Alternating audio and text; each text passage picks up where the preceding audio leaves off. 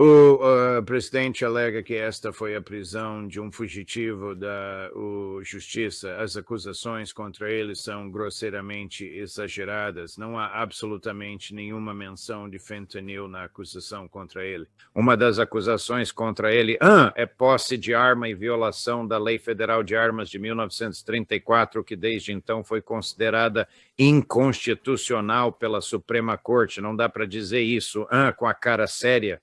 Como pode alguém em Caracas, Venezuela, com uma arma legal em Caracas, Venezuela, ser indiciado por violar a lei federal americana? Este é o absurdo que, você está certo, Donald Trump tentará vender ao povo americano. Isto não é uma ação policial, um evento. Isto é um ataque e uma tomada de poder do governo de um país estrangeiro. E o quê? Pete Hegseth e Marco Rubio vão agora governar? Sim, tipo, como Douglas MacArthur governando o Japão, aparentemente, depois do fim da Segunda Guerra Mundial. A coisa fica ainda mais interessante que isso, porque, sabe, toda essa acusação faz referência ao... e eu não sei, não consigo me lembrar do nome em espanhol, o cartel de drogas dos filhos, ou alguma coisa... Algo relacionado ao filho. Aquilo era uma fachada da CIA, e nós sabemos disso. Então, a parte interessante é que, durante este julgamento, quando Maduro começa, você sabe, a exigir acesso aos registros da CIA, como isso vai se desenrolar, porque você sabe, isso não é algo que o governo venezuelano fez. Isso é uma frente narco da CIA, que foi criada pela CIA, eu acho que em 1989, em algum momento, por volta daquele período. Então, sabe, este caso deveria ser arquivado de uma vez por todas, mas talvez seja exatamente isso que aconteça, e então permitam que Maduro vá embora, porque há um certo elemento de colaboração aqui com o Maduro, sabe, tudo isto se desenrolou com demasiada facilidade. Ele foi com uma facilidade excessiva, e talvez haja algo por trás disso, sabe, onde eles vão arquivar este caso, depois ele vai para o exílio, sabe, na China ou na Rússia ou em algum outro lugar. Quem pode saber? Quem pode saber o que vai acontecer? Mas a verdade é que isto não é sobre o Estado de Direito. Isto é a antítese do Estado de Direito. Isto é pode-se indiciar um sanduíche de presunto. E, portanto, o fato de Maduro ter sido indiciado pelo Distrito Sul de Nova York não significa nada. Uma acusação formal não é uma constatação de culpa. E assim, sabe, nós temos um homem inocente. Novamente, os americanos precisam entender isso. Ele está coberto pela presunção de inocência. Nós já o consideramos culpado. Nós já o declaramos como um traficante de drogas. Nós já estamos seguindo em frente. Sabe, nós usamos isso como desculpa para a mudança de regime. Nós não somos mais uma nação do Estado de Direito. E eu acho que esta semana não foi uma boa semana para a América. Pode ter sido uma boa semana política para Donald Trump, mas para a América esta semana demonstrou que estávamos dispostos a arriscar uma guerra termonuclear global para enviar uma mensagem a Vladimir Putin, que poderíamos atacá-lo quando quiséssemos atacá-lo. Porque foi isso que aconteceu com este ataque de drone. Foi um alvo da CIA, uma operação da CIA, dirigida pelo presidente dos Estados Unidos, para enviar um sinal. E a questão é que os russos sabem disso. Eles entregaram um dos chips recuperados que tem todos os dados. E se você sabe qualquer coisa sobre alvejamento, inteligência e tudo isso, os dados comprovam que a CIA, que os Estados Unidos estavam intimamente envolvidos. Comprovam isso. E os russos entregaram a informação aos americanos. E eles não precisam dizer isso em voz alta. Eles só precisam dizer, está aqui. Nós sabemos tudo. E quando você olhar para aquele chip, você saberá exatamente o que sabemos. Não tente mentir para nós de novo. Sabemos o que vocês fizeram. E isso muda a abordagem da Rússia em relação aos Estados Unidos. Isso vai mudar a forma como eles encaram as negociações, eu acredito. E o que fizemos na Venezuela, mais uma vez, é apenas um sinal de que os Estados Unidos são uma nação fora da lei. Operamos sem qualquer noção de direito internacional. E já não está sequer aberto para qualquer tipo de especulação. Será que Vladimir Putin voltará a ter confiança em Donald Trump? Não, eu quero dizer de novo, eu não posso falar por Vladimir Putin. E não posso falar por ninguém no governo russo. Mas, primeiro de tudo, temos que entender. O Vladimir Putin sempre disse que não confia em ninguém. Ele é o presidente da Rússia. O trabalho dele não é confiar em ninguém. O trabalho dele é zelar pelos melhores interesses da Rússia. Dito isso, há pessoas com quem se pode trabalhar, pode-se trabalhar de forma colegial, sabe, confiar, mas verificar talvez. Os russos, claro, não vão deixar de ter relações diplomáticas com os Estados Unidos, mas acho que isso foi um banho de água fria para os russos.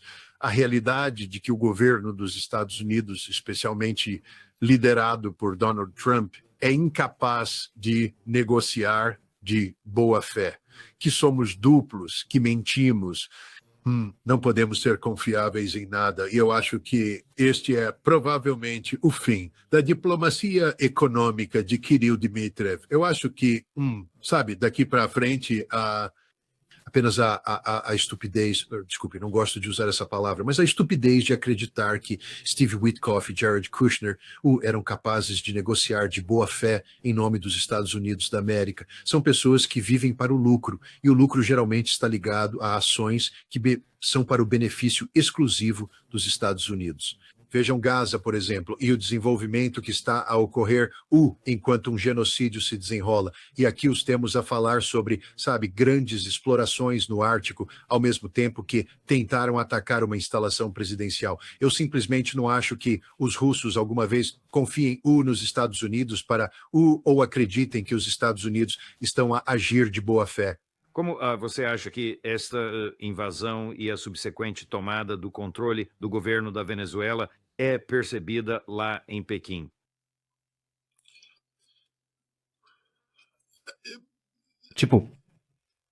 Primeiramente, não sei até que ponto o governo chinês realmente acreditava que o governo venezuelano possuía uma capacidade de resiliência. Eles, inclusive, chegaram a enviar uma equipe de negociação. Creio que apenas 10 horas antes de Maduro ser levado sob custódia pelas autoridades dos Estados Unidos, aquela equipe de negociação chinesa de alto escalão estava presente no local, conversando diretamente com ele.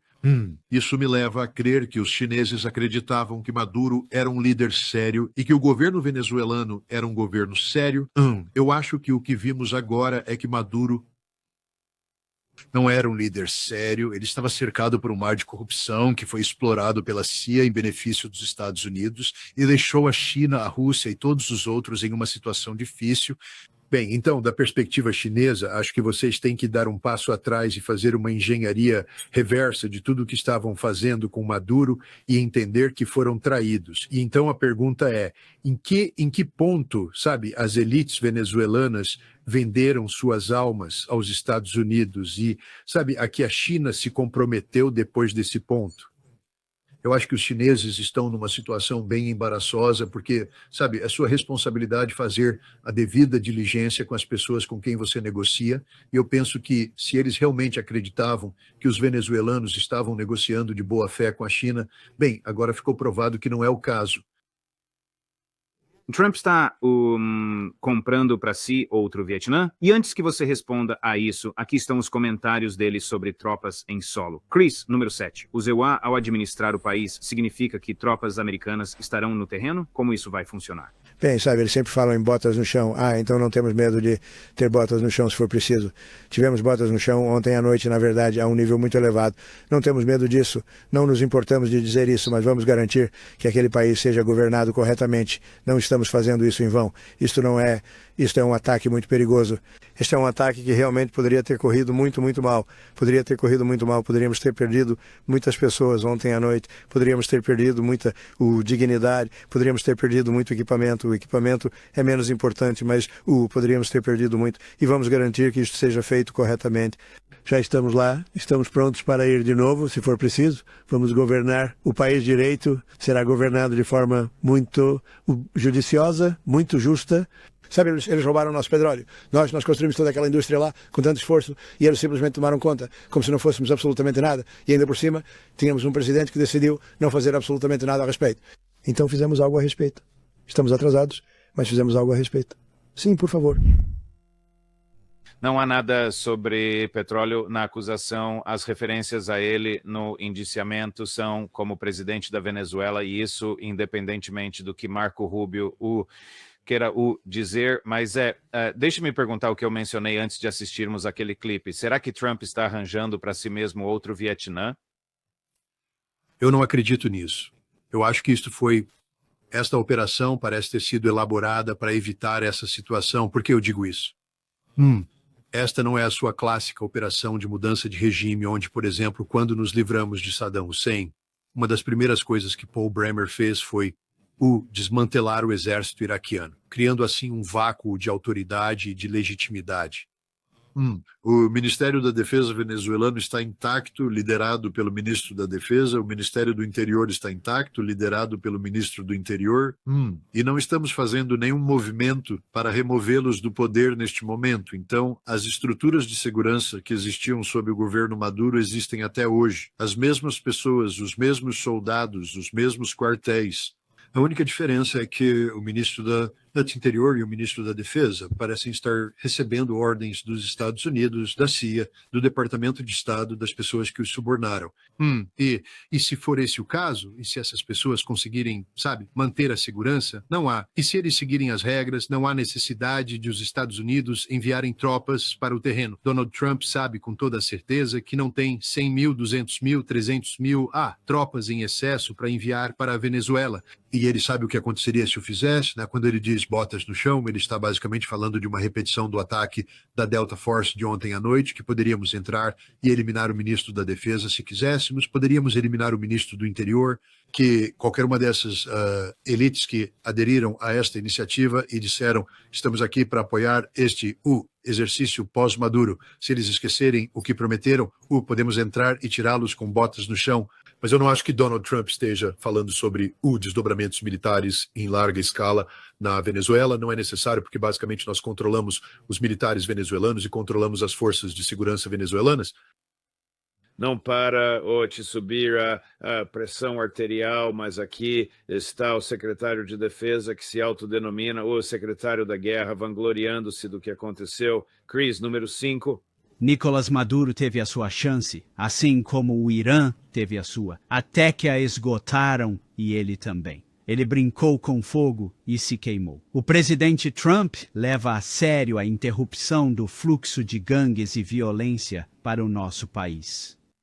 Estamos absolutamente empenhados em deter o fluxo de drogas e veneno para o nosso povo. Estamos absolutamente empenhados em recuperar o petróleo que nos foi roubado. E estamos absolutamente empenhados em restabelecer a dissuasão e o domínio americano no hemisfério ocidental. Isto é sobre a segurança, a proteção, a liberdade e a prosperidade do povo americano. Isto é sobre colocar a América em primeiro lugar. Isto é a paz que se alcança através da força. E o Departamento de Guerra dos Estados Unidos tem o orgulho de ajudar a tornar isso uma realidade. Bem-vindos a 2026. E sob a liderança do presidente Trump, a América está de volta. Puxa vida, como é que um veterano, os militares de alta patente se sentem quando ouvem esse tipo de absurdo hollywoodiano? É de uma estupidez sem limites. Ou seja, tudo o que ele afirmou ali era legalmente contestável, significando que a base legal, a base factual para essas coisas que ele estava a alegar simplesmente não existe. Há uma razão pela qual outras presidências não fizeram coisas assim, porque era absurdo. Flagrantemente ilegal. Mas sabe, como eu mencionei anteriormente, Donald Trump só precisa, Donald Trump não está aqui para conquistar os democratas. Ele não está aqui para conquistar o eleitorado de Kamala Harris ou os ex-apoiadores de Joe Biden. Ele não está aqui para conquistar, ninguém além da sua base. Ele precisa que sua base apareça em novembro e o permita terminar seu mandato como o ditador incontestável dos Estados Unidos. Porque é isso que ele é agora. Ele está funcionando como um ditador. Ele não está pedindo permissão congressional. Ele está basicamente permitindo que a CIA faça o que quiser na Rússia, na Venezuela, em qualquer lugar, sem supervisão do Congresso. Temos um secretário de Estado que acumula as funções de conselheiro de segurança nacional, o que cria uma série de problemas constitucionais. Então temos um secretário de guerra que não existe, não há secretário de guerra. O Congresso é quem tem que mudar essa designação. Ele não tem o direito de fazer isso unilateralmente, mas o presidente simplesmente não se importa. Este é um presidente que assumiu poderes unilaterais, ditatoriais, no âmbito da segurança nacional. E ele os está aplicando de forma muito agressiva, como, em conformidade com o corolário Trump da doutrina Monroe 2.0, que ele mencionou como um documento de estratégia de segurança nacional. Isso cai bem se isto não correr mal. Se não tivermos sacos de corpos e voltar para casa, se os preços do petróleo não dispararem, isto cai bem para a base política de Donald Trump, a base MAGA. Porque, as pessoas dizem, bem, é uma guerra, né? Mas é o tipo de guerra que Donald Trump disse que ele poderia fazer. Ele não vai nos envolver nessas guerras eternas onde entramos e ficamos atolados e esgotamos nossos recursos. Ele entrou lá e, eliminamos o líder, agora temos as maiores reservas de petróleo do mundo e está tudo ótimo. E o pessoal do MAGA está dizendo, é isso aí, baby. Isso é bom para os Estados Unidos. América em primeiro lugar. América em primeiro lugar é apenas um mantra, que disfarça uma infinidade de pecados.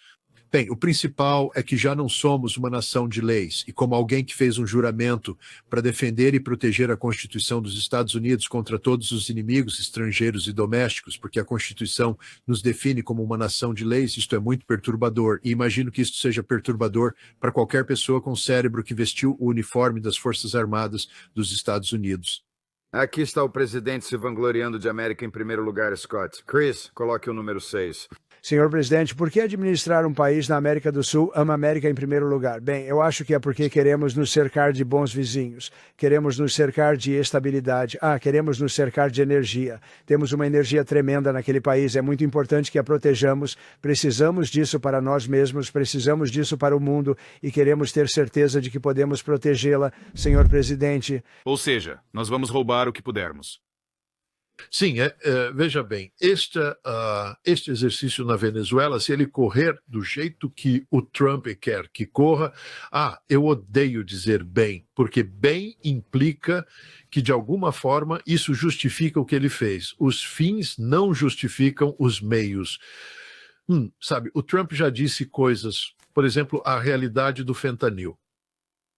Isto não resolve esse problema. Os americanos continuarão a morrer em grande número por causa do fentanil. Esse fentanil vem do México, pela fronteira. Então, e daí? Vamos entrar e derrubar o presidente mexicano em seguida, porque o presidente disse que os cartéis de drogas no México são um grande problema. Ele está criando um argumento paralelo para o México aplicar a solução venezuelana e a Colômbia, uma das maiores fontes de narcóticos. Então, todas as coisas que acusamos a Venezuela de fazer estão, na verdade, vindo da Colômbia. Vamos remover a liderança colombiana? Você sabe, este é o caminho para onde estamos indo agora. Isto é a América primeiro. Isto é, você sabe, fazer a América grande de novo. É sobre, e de novo eu apontei isso em abril. Eu disse que este presidente está caminhando para uma mentalidade de Fortaleza América, que vamos nos desvincular, na medida do possível, da Europa, do Oriente Médio, para concentrar nossas forças aqui em nosso próprio hemisfério, onde seremos extraordinariamente agressivos. Esperem pelo Panamá, isso ainda não acabou. Espere pelo Peru.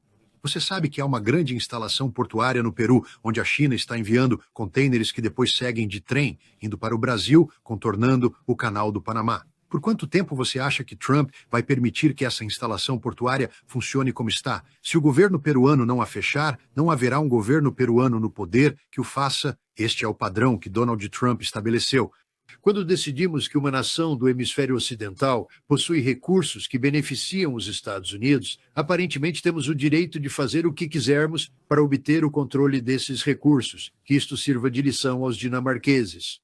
Vocês não são mais donos da Groenlândia. Podem pensar que sim, pode até haver uma bandeira dinamarquesa lá agora. Vocês acabaram de perder a Groenlândia porque o presidente acabou de se safar de violar a lei internacional em grande escala. E se vocês pensam por um segundo que não escolhemos a dedo o próximo enviado especial à Groenlândia com o propósito de assumir a Groenlândia para torná-la parte da América, vocês não sabem como este presidente funciona. Vivemos numa nova era onde, os Estados Unidos se tornaram uma potência imperial governada por um ditador porque o Congresso se recusa a fazer o seu trabalho e o povo americano está adormecido ao volante. Você consegue discernir alguma conexão ou ligação entre os acontecimentos na Venezuela e o iminente ataque conjunto israelense-americano ao Irã? Pois é, eu quero dizer que sim. Nós fazemos. Olha, Venezuela, deixe-me colocar a questão da seguinte forma. A coisa que o Irã, a Venezuela e a Rússia têm em comum é que as políticas de sanções americanas foram aplicadas de forma bastante agressiva a todos esses três países Ora, o propósito da política de sanções é provocar desespero econômico, dano econômico. Então, o que acontece é que quando as pessoas são impactadas de forma negativa economicamente, cria-se a falsa ilusão de uma porta para a salvação. Se vocês simplesmente fizerem o que mandamos, podemos suspender as sanções e vocês podem ficar, tudo vai ficar bem. E se vocês caírem nessa mentira, terão criado uma alavanca agora, porque o que fizeram foi gerar uma esperança que não se concretizará e que pode ser transformada em combustível para a oposição contra o governo no poder. Isto é o que aconteceu na Venezuela. Nós basicamente, pergunto-se isto, enquanto veio a Venezuela, enquanto a Venezuela estava sob um bloqueio naval, lembra-se, estamos a abordar navios e a fazer tudo isto? Porque estes que eram entre 4 e 8 petroleiros saíram de portos venezuelanos com destino aos Estados Unidos, porque esses petroleiros transportavam petróleo para a Chevron. E o que fizemos lá foi mostrar aos venezuelanos que podemos cortar o vosso petróleo, mas também podemos deixar o vosso petróleo fluir. E quando esse petróleo flui, dinheiro chega às pessoas. E todas as pessoas que queriam uma vida melhor com o levantamento das sanções, agora veem à luz. Tudo o que tem de fazer agora é jogar o nosso jogo. E o nosso jogo é, Maduro tem de sair e eles caíram nessa. É o que está a acontecer no Irão hoje em dia. Os iranianos permitiram-se acreditar na ideia de que as sanções poderiam ser levantadas e isso gera uma esperança econômica que não se concretiza, cria desespero, cria a oportunidade para uma oposição surgir e é isso que vemos e é o que poderia acontecer na Rússia. Temos as sanções em vigor e agora Kirill Dmitriev se encontra com Steve Wynkoff e Jared Kushner, ou seja, a interface diplomática mais incomum que o mundo já presenciou. E só falam de potencial econômico, potencial econômico, potencial econômico. Ao mesmo tempo que faziam isso, a CIA lança um ataque contra a residência do presidente russo. Eles não iam matar Putin, mas enviou um sinal. Podemos te pegar, estamos te pegando, estamos tentando te pegar, numa altura em que fingimos ter relações de nós te envergonhamos. Este ataque foi planeado para mostrar o presidente Putin como fraco. Fraco ao mesmo tempo em que estávamos dizendo ao povo russo que está sofrendo com as sanções que a vida deles poderia ser melhor se melhorassem as relações conosco. Mas agora, Putin, porque Trump disse, estou muito chateado com Putin por causa da Ucrânia. Este é o jogo que está sendo jogado agora para derrubar o governo russo. É o mesmo que fizemos com sucesso na Venezuela. Agora não estou dizendo que a Delta Force vai entrar no Kremlin e tirar o Putin, não vai. Mas o que eles tentam fazer é criar desordem interna. Esta é a mesma velha política que tínhamos antes. Os russos precisam acordar e perceber que não se pode confiar nos Estados Unidos, que não existe, de forma alguma, negociação de boa-fé por parte dos Estados Unidos. E, infelizmente, a iniciativa de Kirill Dmitriev, eu creio, está completamente inviabilizada. Ela precisa ser encerrada. Scott Ritter, muito obrigado, meu caro amigo. Você veio até nós no meio de uma tarde de sábado, depois de muita viagem, e eu não consigo agradecer-lhe o suficiente pelo seu tempo. Falaremos com você novamente na próxima semana.